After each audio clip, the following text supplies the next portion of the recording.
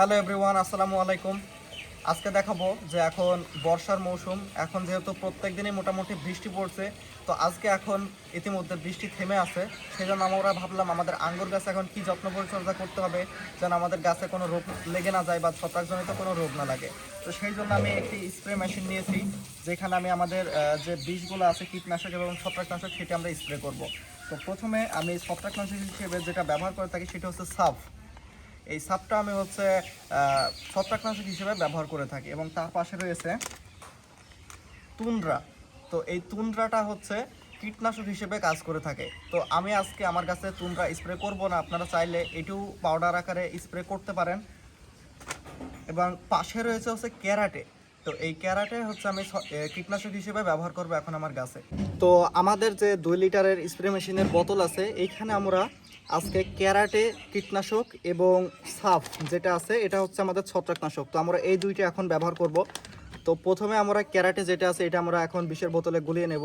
তো আপনারা খেয়াল রাখবেন বোতলের মধ্যে কিন্তু আপনারা অর্ধেক পরিমাণে পানি নেবেন যেন ভালোভাবে বৃষ্টি গোলাইতে পারেন, এবং বাকি অর্ধেক আপনারা এই মগে রেখে দিবেন।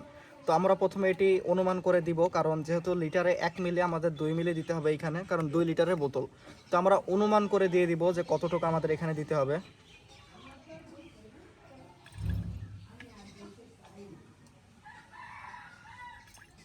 তো আমি মোটামুটি অনুমান করে এখানে 2 মিলি পরিমাণে হচ্ছে কীটনাশক দিয়ে দিয়েছি। হয়তো অল্প কিছু কম বেশি হইতে পারে, আপনারা পরিমাপ করেও দিতে পারেন। এবং তার পাশে রয়েছে আমাদের যে সাফ, এটা হচ্ছে ছত্রাকনাশক। তো এটা আমরা এখানে ব্যবহার করব।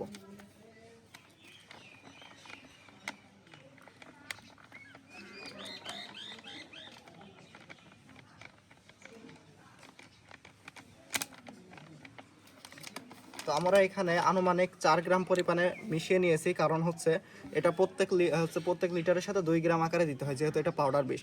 তো এবার আপনারা এটি ভালোভাবে গুলিয়ে নেবেন। গুলিয়ে নেওয়ার পরে তারপরে তো হচ্ছে আপনারা বাকি পানিটুকু এর সাথে মিক্স করে নেবেন। তো এখন আমরা আমাদের যে আঙ্গুর গাছ আছে পাশে, এই গাছে কিন্তু আমরা এখন আমাদের বিষটি স্প্রে করতে হবে।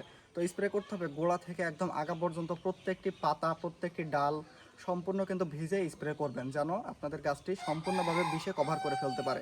তো চলুন আমরা এখন বৃষ্টি দেওয়া শুরু করি।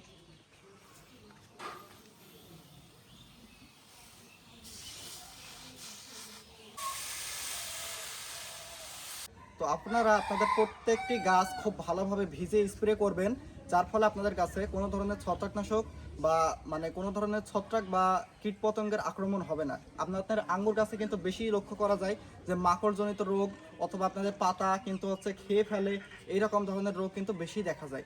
তো এই রোগগুলোর থেকে প্রতিরোধ পেতে হলে প্রত্যেক সপ্তাহে অন্তত একদিন আপনারা গাছে এই ধরনের বিষগুলো স্প্রে করবেন। তাহলে আপনাদের গাছগুলা বিভিন্ন ধরনের রোগ বা ছত্রাকজনিত রোগের থেকে হচ্ছে সম্পূর্ণভাবে মুক্ত থাকবে, এবং আপনারা একটি সুস্থ সবল গাছ আপনাদের বাড়িতে লাগাইতে পারবেন, কিংবা যদি আপনাদের বাগান থেকে থাকে মাঠে, আপনারা তাও এইভাবেই কিন্তু পরিচর্যা করতে পারেন। তো আজকের মতো আমরা ভিডিও এখানে শেষ করছি, দেখাবে পরবর্তী কোনো ভিডিওতে।